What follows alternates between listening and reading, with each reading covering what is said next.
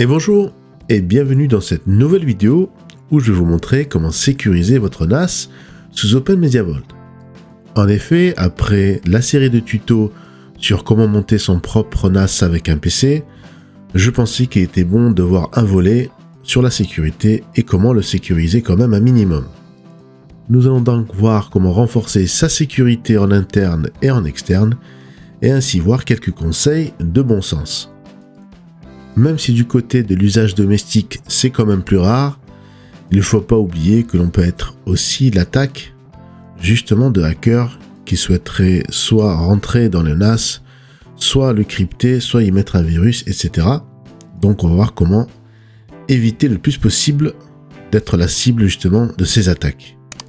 Il n'y a pas que ce volet-là à voir, il y a également le volet des données, donc tout ce qui est sauvegarde de données, mais également un volet sur la bonne configuration des différents services qui tournent sur votre NAS, car ce sont eux la porte d'entrée, la première porte d'entrée pour les hackers. Allez, c'est parti pour ce petit tuto.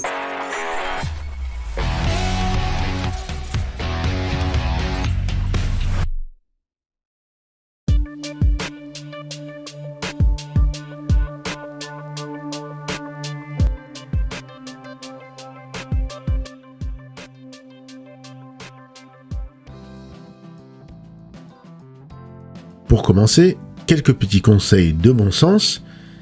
Bien évidemment, le NAS c'est comme un ordinateur, il faut qu'il soit placé chez vous, non pas dans un meuble ou dans un endroit confiné, car il est susceptible de fonctionner 24 heures sur 24, 7 jours sur 7. Donc mettez-le dans un endroit assez aéré et non pas dans un meuble ou dans un endroit confiné. C'est peut-être basique, mais parfois on n'y pense pas, mais c'est une des premières causes d'arrêt ou de dysfonctionnement du NAS. Deuxième chose, comme il est susceptible que votre NAS fonctionne 24 heures sur 24 et 7 jours sur 7, si vous le pouvez, mettez un onduleur, branchez votre NAS sur un onduleur qui permettra donc de sécuriser la ligne électrique et d'éviter les coupures de courant et donc les arrêts intempestifs du NAS qui vont le faire planter, voire pire, corrompre les données à l'intérieur. Donc si c'est possible, un onduleur, voire même branchez-y votre box ou votre switch afin de sécuriser également votre box, ça fera une pierre deux coups.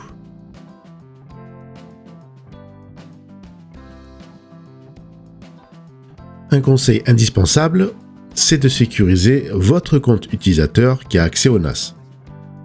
Et la meilleure chose pour sécuriser votre compte utilisateur, c'est bien simple, c'est de choisir un excellent mot de passe, un mot de passe assez fort. J'avais fait un tuto justement sur comment choisir un bon mot de passe pour votre environnement informatique, je vous mets le lien en haut. Mais pour résumer, pour le choix de votre mot de passe, il faut qu'il soit assez long, assez complexe et mélanger tous les types de caractères, les minuscules, les majuscules, les chiffres, les caractères spéciaux. Et si possible, choisir une passe-phrase, une phrase de passe en français, afin de vous permettre de mieux le retenir. Par exemple, j'aime les bonbons Haribo 83. C'est un très bon mot de passe si vous mélangez les chiffres, les lettres, les majuscules et minuscules. Et en plus, c'est une phrase de passe, car ce sera beaucoup plus compréhensible pour vous et pour votre cerveau. Dans OpenMediaVault, il est important de sécuriser tous les utilisateurs qui ont accès au NAS par tous les services et surtout le mot de passe administrateur qui vous permet donc de rentrer et d'avoir accès à l'interface de configuration d'OpenMediaVault, le fameux compte utilisateur admin. Et comme je le disais, il est aussi préférable de sécuriser tous les comptes utilisateurs qui ont accès au NAS, par exemple pour les partages via le service Samba de tous les membres de la famille. Choisissez également un très bon mot de passe, ça évitera des fuites et des problèmes de sécurité. Avant toute chose, on va se connecter à l'interface d'administration du NAS. Comme d'habitude, vous tapez l'adresse IP en haut et vous mettez le nom d'utilisateur et le mot de passe et vous faites se connecter. Et on accède ainsi au tableau de bord, au dashboard d'OpenMediaVault. Nous allons voir comment sécuriser les comptes utilisateurs. Pour ce faire, dans la colonne de gauche, on va dans Utilisateur, puis on clique encore sur Utilisateur. Et là, je vois que j'ai deux utilisateurs, Guest et Networks. Et pour chaque utilisateur, vous cliquez dessus, vous faites le crayon bleu. Et dans mot de passe et dans confirmation, c'est ici que vous allez mettre le mot de passe assez fort qui permettra donc de sécuriser votre NAS. Là, il s'agit des comptes utilisateurs qui accèdent aux différentes données et partagent du NAS, et ce n'est pas encore ici le mot de passe administrateur. Il s'agit peut-être de votre propre compte ou ceux de votre famille. Dans les groupes, mettez le strict minimum. Mettez par exemple que user, que le groupe user, et non pas le groupe OpenMediaVault Admin, surtout pas. Sinon, les utilisateurs auront accès à l'interface et à toutes les ressources. Moi, pour ma part, j'avais coché SSH, car c'est ce compte qui me permet de me connecter en SSH. Toujours dans l'utilisateur, et si je clique sur Networks par exemple, et sur le petit dossier bleu avec la clé, c'est ici que je règle les permissions d'accès de lecture et d'écriture. Bien évidemment, c'est ici que vous autorisez aux membres de votre famille ou à vous-même si vous avez le droit de lire ou écrire sur les différents partages. Donc là aussi, c'est judicieux de restreindre certains partages à certains comptes utilisateurs ou au contraire donner les pleins pouvoirs pour certains autres comptes utilisateurs. Pour des accès temporaires, rien ne vous empêche de créer un compte invité. Moi, je l'ai appelé guest et je l'ai mis dans le groupe user. Et bien évidemment, je n'ai laissé que les droits de lecture à mes différents partages. Comme cela, si j'ai un invité qui vient à la maison, il aura le droit que de lire sur mes différents partages. Si je vais dans Samba et partage, là j'ai tous mes partages Samba. Si je clique sur un au hasard et je fais le petit crayon bleu, vous avez une option ici, public. Ici, 3 options. Non, vous avez compris que non interdit l'accès en mode public sur mon partage ici, par exemple perso. Il faudra donc obligatoirement un nom d'utilisateur et un mot de passe pour accéder à mon partage. Donc il faudra mettre non si vous voulez sécuriser au maximum vos différents partages Samba. L'option lecture seule vous laisse juste le droit de lire les données dans les différents partages. Donc encore une protection supplémentaire pour certains partages si vous le souhaitez. En ce qui concerne les comptes utilisateurs et les mots de passe, une dernière chose à faire, c'est de changer le fameux mot de passe administrateur qui permet donc d'accéder à l'interface de configuration d'OpenMediaVault. Pour cela, vous allez tout en haut à droite sur le petit bonhomme et vous faites modifier le mot de passe. Et c'est ici que vous changez le mot de passe d'administration. Là, pareil, mettez un mot de passe assez fort et robuste, car avec ce compte utilisateur, vous avez accès à toute la configuration d'OpenMediaVault. Donc faites très attention de bien sécuriser le compte admin d'OpenMediaVault.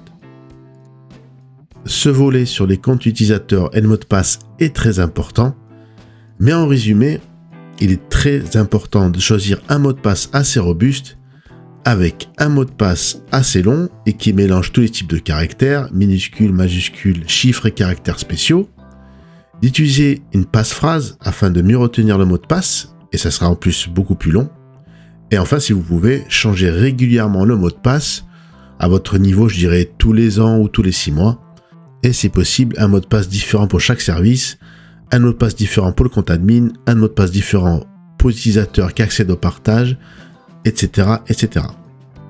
Prochaine étape, il est important de mettre à jour régulièrement son NAS pour corriger certaines failles de sécurité et ainsi sa stabilité. Pour cela, on va dans mise à jour et paquets et vous cliquez sur la petite loupe qui va permettre justement de rechercher s'il y a des mises à jour.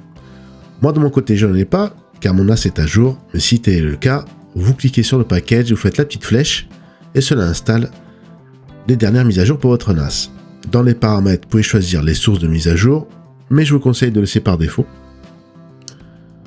Il faut se mettre à l'esprit qu'un NAS c'est comme l'ordinateur sur Windows ou sur Mac. C'est très très important de mettre à jour, comme je vous le disais, afin de corriger surtout les failles de sécurité et donc de sécuriser au mieux votre NAS.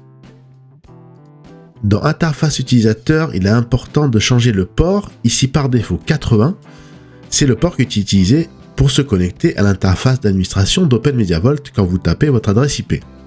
Donc là, vous mettez un autre port différent de 80 afin de changer le port par défaut, car c'est aussi une porte d'entrée pour les hackers, car ils savent très bien que le port par défaut est le port 80. Vous validez, et comme d'habitude, vous cliquez en haut sur la barre jaune pour revalider. Donc là, j'ai un message d'erreur, c'est normal, car il essaie de se reconnecter au port 80. Il suffit tout simplement de retaper l'adresse IP, 2 points et le port qu'on en a mis, et là, on réaccède bien à OpenMediaVault. Petite info, le port 80 est implicite, C'est-à-dire que vous ne verrez jamais 2.80, car c'est le port par défaut, le port HTTP. Autre port à changer, c'est le port SSH. Pour cela, je vais dans Service et SSH, et par défaut, le port SSH est 22. Donc là, idem, je change le port par défaut par un autre numéro de votre choix. Profitez-en également pour décocher juste en dessous connexion route. Comme ça, si jamais quelqu'un se connecte en SSH, il n'aura pas tous les droits. Il devra faire une élévation et ainsi taper le mot de passe administrateur, le mot de passe route. Validez en haut par la barre jaune comme d'habitude. Sachez que le service SSH est très utilisé par les hackers et une formidable porte d'entrée pour hacker tous vos systèmes. Autre service, le FTP, si jamais vous l'utilisez, vous changez le port par défaut 21. Mais sinon, je vous conseille de manière générale de désactiver tous les services que vous n'utilisez pas sur OpenMediaVault. Donc moi, le FTP, je n'utilise pas, donc je le décoche. File Browser, pareil, vous changez le port si vous l'utilisez. Si jamais vous n'utilisez pas ce service, vous le désactivez. Donc vous parcourez tous les différents services et vous verrez si vous devez l'activer ou pas. Et ainsi changer ou non le port par défaut. Pareil ici pour le service R5, qui est un service en fait de transfert de copies de données et de sauvegarde. Si vous l'utilisez, vous le laissez activer, sinon vous le décochez. Voilà, et vous faites ça pour tous les services. Donc je le répète, si vous n'utilisez pas les services, vaut mieux le désactiver. Ça fera moins de portes d'entrée pour les hackers. Et en plus, vous gagnerez en ressources matérielles et en mémoire sur votre serveur NAS. Ne gardez que les services que vous utilisez au quotidien. N'oublions pas Docker et Portainer. Si jamais vous n'utilisez pas, désinstallez-les. Par contre, si vous utilisez, je vous conseille de changer les ports par défaut qui sont 9000 et 8000 par d'autres ports. Ainsi, vous sécuriserez au mieux Docker, Portainer et Yacht qui se trouvent sur OpenMediaVault. Autre volet de ce tuto, nous allons voir comment activer les notifications en allant dans Système, Notifications et Paramètres et en cochant la première case Activer. Cela va permettre au NAS, à OpenMediaVault, de nous envoyer des mails à chaque fois qu'il se passe un événement sur notre NAS, un événement de sécurité, un événement de connexion, une défaillance matérielle, etc. Et on sera donc tout le temps averti lorsqu'il se passera un événement sur le NAS. Donc là, vous mettez les différents paramètres de votre compte mail, c'est-à-dire votre serveur SMTP, le serveur d'envoi, également le port et la méthode de chiffrement. Donc ça, je vous laisse voir avec votre hébergeur ou sur Internet, sur Google, vous trouverez facilement les différents paramètres des serveurs SMTP, des différents services comme Gmail, Yahoo, Hotmail, etc. Plus bas, dans la case récipient, c'est ici que vous allez mettre l'adresse email qui va recevoir vos notifications. Donc ici, vous mettez l'email et c'est là-dedans que vous recevrez les différents mails de notification d'OpenMediaVault. Dans la section notification, donc dans la colonne de gauche, c'est ici que vous allez choisir quel type de notification vous voulez recevoir. Processeur, système de fichiers, la charge moyenne, les erreurs smart, etc. Donc moi, pour ma part, j'ai tout coché. Comme ça, vous recevrez toutes les notifications qui concernent tous les types d'événements d'OpenMediaVault. Là, je vous montre un exemple de mail que l'on peut recevoir.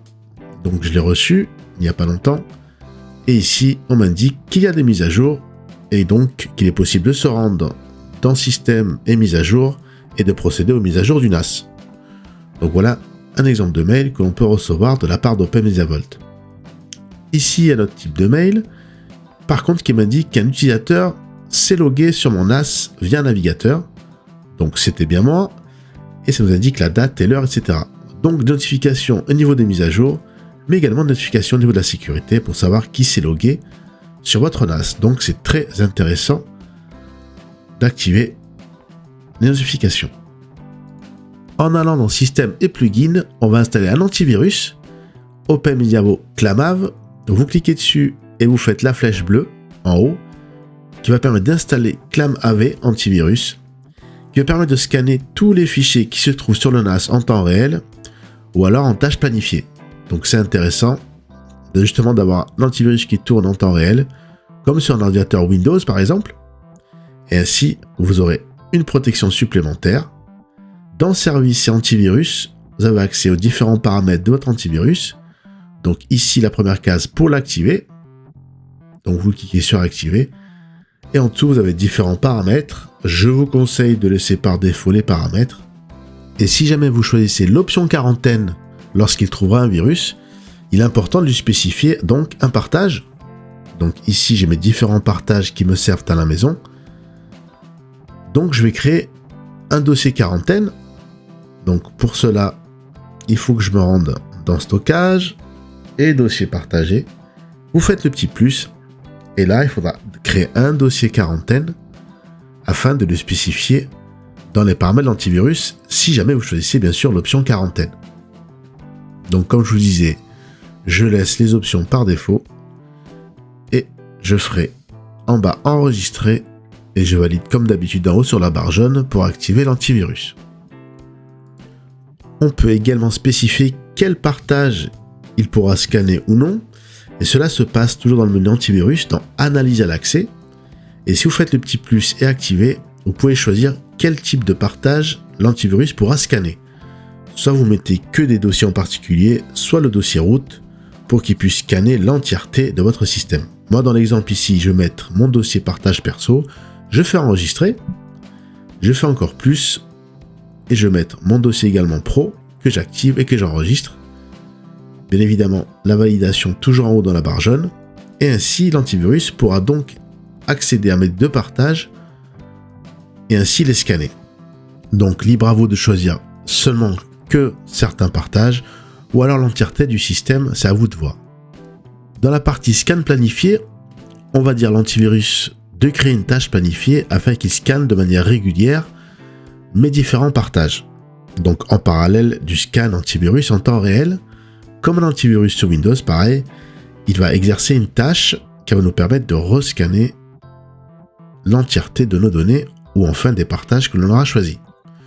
Donc là, par exemple, je vais choisir de scanner tous les 15 et 31 du mois à 22h mes partages que j'aurai sélectionnés. Il faudra donc créer une tâche pour chaque type de partage, ou alors si vous choisissez le partage route, une seule tâche suffira. Donc là, je vais lui dire tous les 31 et les 15, donc je coche 31 et 15 dans le jour du mois, l'heure 22h et minute 0. Et là, pour l'action, je vais lui dire soit de déplacer en quarantaine, soit de supprimer immédiatement, c'est à vous de voir.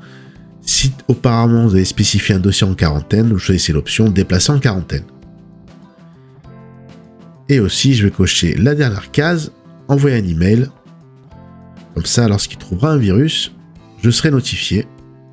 Et je fais enregistrer, bien sûr, pour valider les paramètres du scan planifié. Donc je répète, tous les 15 et 31 du mois à 22h, il va me scanner mon dossier route, c'est-à-dire l'entièreté de mes données. Ça peut être pratique pour avoir une sécurité supplémentaire au niveau de vos fichiers. Toujours en parallèle du scan en temps réel, bien sûr. Prochaine étape de sécurisation, on va installer le plugin Fail to Ban que l'on va trouver dans Système et dans Plugin. Fail to Ban va agir au niveau réseau. C'est en fait une application de prévention contre les intrusions. Donc là, je choisis Fail to Ban. Évidemment, je clique tout en haut sur la flèche bleue pour l'installer afin d'installer le plugin Fail to Ban. Fail to Ban va se charger d'analyser tous les logs des différents services installés sur la machine, SSH, HTTP, etc. et il va bannir automatiquement l'hôte via IP table pour une durée déterminée ou en cas d'échec après X tentatives. Donc c'est essentiel pour sécuriser le NAS et éviter les intrusions de type brute force. Dans le menu paramètres et Fail to Ban, bien évidemment je coche activer. Ici je vous conseille également de laisser les paramètres par défaut, car tout seul, comme un grand, il va donc scanner les logs et bloquer les adresses IP qui tenteront de s'introduire dans votre NAS.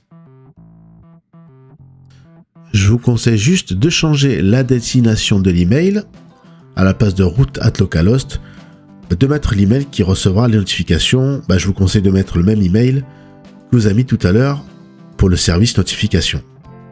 Et dans la dernière ligne action, vous pouvez choisir comment être notifié via le courrier électronique.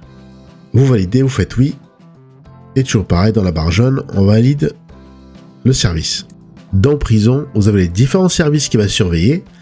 Donc le service SSH, le OnWebD, qui est donc l'interface d'administration, et à côté le nombre d'essais maximum autorisés. Donc c'est ici dans Prison que vous pouvez également peaufiner certains réglages de Fail2ban. Autre volet de la sécurisation, c'est la sauvegarde des données. Donc si vous êtes dans Système et Plugins, vous allez trouver le plugin OpenMediaVault USB Backup qui va nous permettre de créer des tâches de sauvegarde de données. Donc tout cela se passe dans le menu à gauche Service et Sauvegarde USB. En cliquant sur les petits plus, en cliquant sur Activer, vous allez pouvoir donc créer une tâche de sauvegarde du dossier partagé vers le dossier externe. Vous choisissez votre dossier partagé, soit un seul dossier spécifique, soit le dossier root, c'est-à-dire tout le système en entier. Et ici, vous choisissez votre disque dur externe que vous aurez branché au préalable, bien évidemment. Et je vous conseille après de laisser tous les paramètres par défaut. Donc là, il va sauvegarder tout le système vers le disque dur externe. Ici, on a le récapitulatif. On valide, bien sûr, par la barre jaune en haut. Et ici, on peut cliquer dessus et faire le petit symbole play afin de lancer la sauvegarde justement de vos données. Et vous faites démarrer. Donc là, très simplement, en 2-3 clics, on vient de créer une tâche de sauvegarde qui va nous permettre soit de sauvegarder certains dossiers partagés, soit l'entièreté du système sur un disque dur externe. Et je vois bien que dans mon système de fichiers, sur mon disque dur externe, j'ai bien 1,62 Tera de données, la même chose que mon disque dur principal. Ici, si je vais dans plus et activer, je peux également choisir une tâche de restauration, donc du stockage externe vers le dossier partagé. Et là, c'est pareil, je choisis mon dossier root et le dossier qui correspond au disque dur externe. Et là, si un jour je dois restaurer, c'est dans l'autre sens, donc du disque dur externe vers le dossier partagé. Je crée ma tâche de sauvegarde, je la valide, et pareil, je fais les petits symboles play, et cela va permettre de restaurer les données si un jour j'ai un pépin avec certains types de données. Donc vous voyez, ce plugin permet de faire les deux choses, de sauvegarder dans les deux sens, du dossier partagé vers le disque dur externe, ou vice versa. Donc il ne faut pas occulter ce volet de la sécurisation. La sauvegarde des données est aussi important que la sécurisation du réseau ou la sécurisation des fichiers via l'antivirus. Prochaine étape, je vous conseille d'installer OpenMediaVault DiskStat comme plugin qui va permettre d'avoir certaines informations sur nos disques durs, surtout si vous avez plusieurs comme un système RAID. Vous avez déjà par défaut des diagnostics sur certains services comme le service Samba, ici.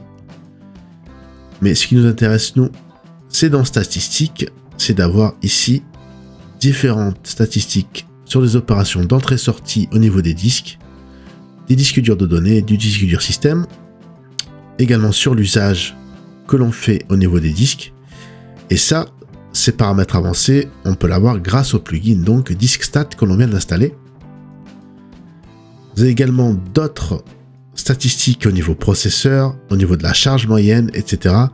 Donc c'est très bien d'avoir un petit coup d'œil sur les statistiques de temps en temps pour voir si votre NAS fonctionne normalement et ainsi peut-être de déceler des problèmes inhérents au processeur, au disque dur, etc. Même si vous avez les notifications qui vous aident là-dessus, rien ne vous empêche de temps en temps d'aller voir les diagnostics et les statistiques des disques durs ou des différents services, comme ici le service en bas, comme je vous disais tout à l'heure, avec les différents partages et les différentes opérations effectuées dessus. Également sur Fail2ban, voilà, vous pouvez voir les statistiques si jamais il a bloqué des adresses IP. Dans Information Système, vous aurez des informations de base mais très importantes sur la mémoire et la charge instantanée par exemple. Et n'oublions pas le dashboard quand vous vous connectez avec les différents widgets. Vous avez une vue d'ensemble de différents paramètres sur le processeur, sur la température du CPU, sur le disque dur, etc. Mais pour être plus précis, rien ne remplace les données dans diagnostic et statistiques, comme je disais tout à l'heure, sur le processeur, le disque dur, les opérations d'entrée-sortie, sur la charge moyenne, etc. Donc, ça vaut le coup de l'installer, surtout qu'il ne pèse pas très lourd. N'oublions pas également dans stockage et Smart, et dans le périphérique, vous aurez également l'état Smart, ici status, good pour mes disques durs, et si jamais il y a un souci, le statut sera défectueux. Ce n'est pas à proprement parler de la sécurité, mais les statistiques permettent justement d'être proactif et pourquoi pas de déceler certains problèmes. Dernier volet, c'est de sécuriser votre réseau et cela se passe au niveau de la box. Peu importe la box, en général c'est le même principe. Vous vous connectez donc sur votre box et vous allez dans l'onglet réseau ou NAT, PAT ou translation de port ou redirection de port. Ici sur Livebox c'est NAT, PAT et vous supprimez toutes les redirections que vous n'utilisez pas. Car pour chaque redirection, ça fait une porte d'entrée supplémentaire pour les hackers.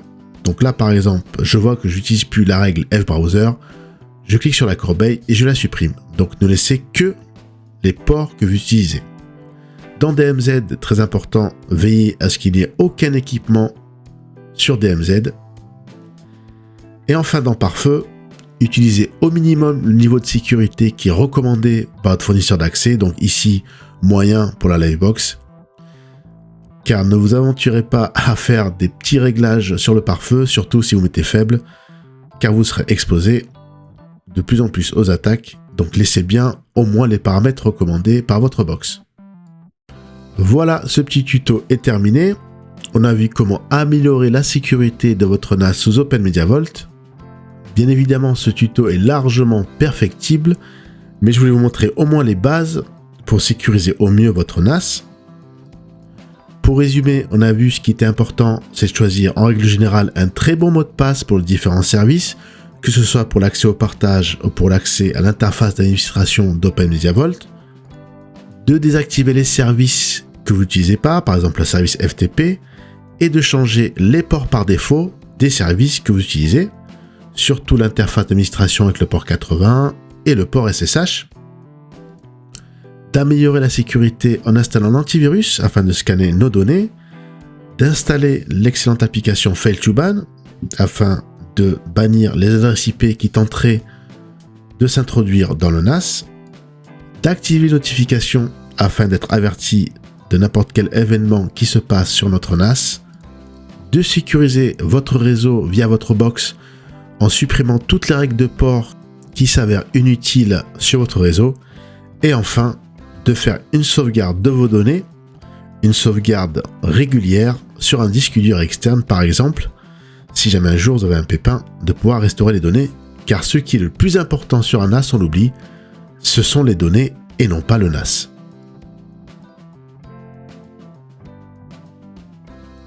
N'oubliez pas de laisser un pouce bleu si la vidéo vous a plu, de vous abonner si ce n'est pas encore fait, et d'activer la cloche de notification pour ne rater aucune de mes vidéos. Merci et à bientôt pour une prochaine vidéo.